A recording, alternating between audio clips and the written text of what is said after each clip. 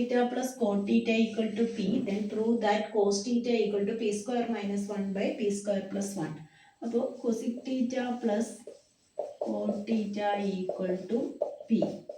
അങ്ങനെയാണെങ്കിൽ cosec theta minus cot theta എന്ന് പറയുന്നത് 1 by p ആയിരിക്കും. ഇത് ഇക്വേഷൻ 1, ഇത് ഇക്വേഷൻ 2. അതായത് cosec square theta minus cot square theta equal to 1 എന്ന ഐഡന്റിറ്റി വരുന്നത് കൊണ്ടാണ് cosec theta plus cot theta p ആവുമ്പോൾ cosec theta minus cot theta 1 by p ആവും. ഇനി ഇക്വേഷൻ 1 ഉം 2 ആഡ് ചെയ്യാം. അപ്പോൾ cot theta എലിമിനേറ്റ് ആവും.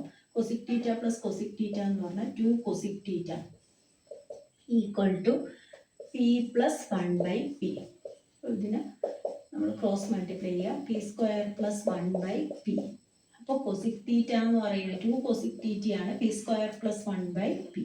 അപ്പോൾ 2 ഡിനോമിനേറ്ററിൽ വരും. p square plus 1 by 2p എന്ന് വരും. ഇനി രണ്ട് ഇക്വേഷന് സബ്ട്രാക്ട് ചെയ്യാം. അപ്പോൾ നമുക്ക് cosec theta എലിമിനേറ്റ് ആവും. 2 cot theta equal to p minus 1 by p എന്ന് വരും. അപ്പോൾ cot theta എന്ന് പറയുന്നത് p square minus 1 by p വരും. ഈ 2 ഡിനോമിനേറ്റർ 2p.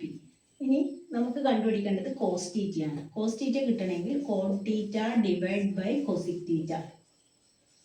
അതായത് cot എന്ന് പറഞ്ഞു കഴിഞ്ഞാൽ cos theta by sin theta ആണ്. 1 by cosec theta എന്ന് പറഞ്ഞു കഴിഞ്ഞാൽ sin theta ആണ്. അപ്പോൾ നമുക്ക് cos theta കിട്ടും.